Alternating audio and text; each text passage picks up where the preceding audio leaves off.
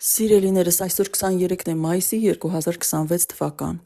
Ուզում եմ ասել, որ մեր Տեր Հիսուս Քրիստոսը շուտով վերադառնում է։ Ովքեր որ չգիտեն, թող իմանան, ովքեր որ գիտեն, ուղղակի հիշենք։ Եվ կան քրիստոնյաներ, ում ընդհանրապես հիշեցնելու կարիք չկա, որովհետև նրանք ամեն օր, ամեն ժամ սպասում են իրենց Տիրոջը եւ պատրաստ են նրա գալուն։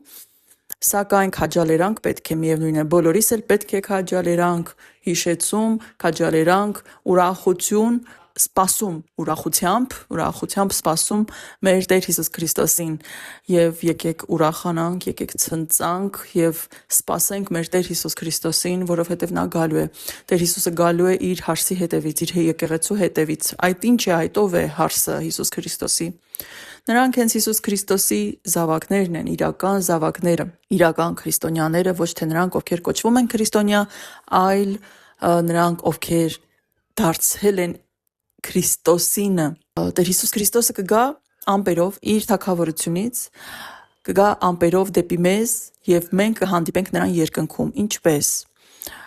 Տեր Հիսուս Քրիստոսը մի ակնթարթում մեզ կտա երկնային մարմիններ, այսինքն մեր այս մարմինները, որ ֆիզիկական, երկրային մարմիններ են, մի ակնթարթում Տիրոջ զորությամբ կդառնան երկնային եւ կվերցվեն երկրի վրայից դեպի երկինք եւ երկնքում, ամպերում մենք կհանդիպենք դեմ առ դեմ, կհանդիպենք մեր սիրելի, պաշտելի Փրկիչ Հիսուս Քրիստոսին։ Մինչ այն պահը, որ երկրի վրայից քրիստոնյաները կվերցվեն երկինք, մինչ այդ պահը տեղի կունենա ննջեցյալների հարություն, մեռելների հարություն, այսինքն ննջեցյալները, մահացածները, ովքեր Հիսուս Քրիստոսին են պատկանում, նախ նրանց կտրվեն նոր մարմիններ, նրանց հոգիներին Աստված կտա նոր մարմիններ եւ ապա մեզ կվերցնի երկրի վրայից երկնային դարձրած մարմիններով